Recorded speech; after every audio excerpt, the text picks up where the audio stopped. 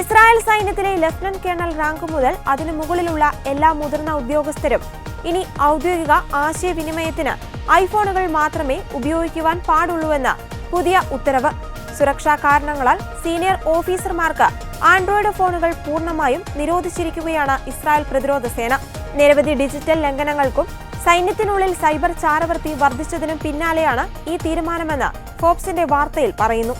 Android ഉപകരണങ്ങളിൽ cyber നുഴഞ്ഞുകയറ്റത്തിന് സാധ്യത കൂടുതലാണെന്ന് ഇസ്രായേൽ കണക്കാക്കുന്നതായി ആർമി റേഡിയോ റിപ്പോർട്ട് ചെയ്തതായി ദി ജെറുസലേം പോസ്റ്റിന്റെ വാർത്തയിൽ പറയുന്നു. സമീപ വർഷങ്ങളിൽ സൈനികരെയും ഉദ്യോഗസ്ഥരെയും ലക്ഷ്യമിട്ടുള്ള നിരവധി ഹണിബോട്ട് ആക്രമണങ്ങൾ ഇസ്രായേൽ റിപ്പോർട്ട് ചെയ്തിട്ടുണ്ട്. വ്യാജ പ്രൊഫൈലുകൾ ഉപയോഗിച്ച് ഫോണുകളിലേക്ക് മാൽവയറുകൾ കടത്തിവിട്ട് സ്ഥലവും സെൻസിറ്റീവ് ഡാറ്റയും കവർന്നുവെന്നാണ് റിപ്പോർട്ടുകൾ. പുതിയ മാർഗനിർദ്ദേശങ്ങൾ പ്രകാരം സൈനിക ആവശ്യങ്ങൾക്ക് മുതിർന്ന ഉദ്യോഗസ്ഥർ ഐഫോണുകൾ മാത്രമേ ഉപയോഗിക്കാവൂ. പ്രവർത്തനപരമോ കമാൻഡ് സംബന്ധമായ പ്രവർത്തനങ്ങൾക്ക് ആൻഡ്രോയിഡ് ഫോണുകൾ അനുവദിക്കില്ല. ഈ സൈനിക ഉദ്യോഗസ്ഥർക്ക് ആൻഡ്രോയിഡ് ഉപകരണങ്ങൾ വ്യക്തിഗത ഉപയോഗത്തിന് മാത്രമേ അനുവദിക്കൂ. ഏറ്റവും സുരക്ഷിതമായ സ്മാർട്ട് ഫോണുകൾ ആൻഡ്രോയിഡ് ആണെന്ന ഗൂഗിൾ പ്രചരണം നടത്തുന്നതിനിടെയാണ് ഇസ്രായേൽ സൈന്യം ഐഫോണുകൾക്ക് കൈകൊടുക്കുന്നത്. US പ്രതിരോധ വകുപ്പിന്റെ സുരക്ഷാ പട്ടികയിൽ പിക്സൽ സ്മാർട്ട് ഫോൺ ഉൾപ്പെടുത്തിയിട്ടുണ്ടെന്ന് ഗൂഗിൾ അടുത്തിടെ അവകാശപ്പെട്ടതിന് തൊട്ടു പിന്നാലെയാണ് ഇസ്രായേലിന്റെ ഈ തീരുമാനം എന്നതാണ് ശ്രദ്ധേയം.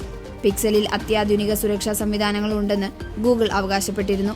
എന്നാൽ ഇസ്രായേൽ പ്രതിരോധ സേന പറയുന്നത് ആൻഡ്രോയിഡ് സ്മാർട്ട് ഫോണുകളെക്കാൾ സുരക്ഷ ഐഫോണുകൾക്കാണെന്നാണ്. ഫോണുകളുടെ സുരക്ഷ സംബന്ധിച്ച് വർഷങ്ങളായി IDF നിരവധി ആഭ്യന്തര സുരക്ഷാ പരീക്ഷണങ്ങൾ നടത്തിയിട്ടുണ്ട് എന്നാണ് റിപ്പോർട്ടുകൾ. ഹിസ്ബുള്ളയുമായി ബന്ധപ്പെട്ട് വ്യാജ അക്കൗണ്ടുകളുടെ രൂപത്തിൽ വ്യാജ സൈബർ കെണികൾ സൃഷ്ടിച്ച് ഇസ്രായേൽ സൈനികരുടെ ഡിജിറ്റൽ ജാഗ്രത IDF പരീക്ഷിച്ചു.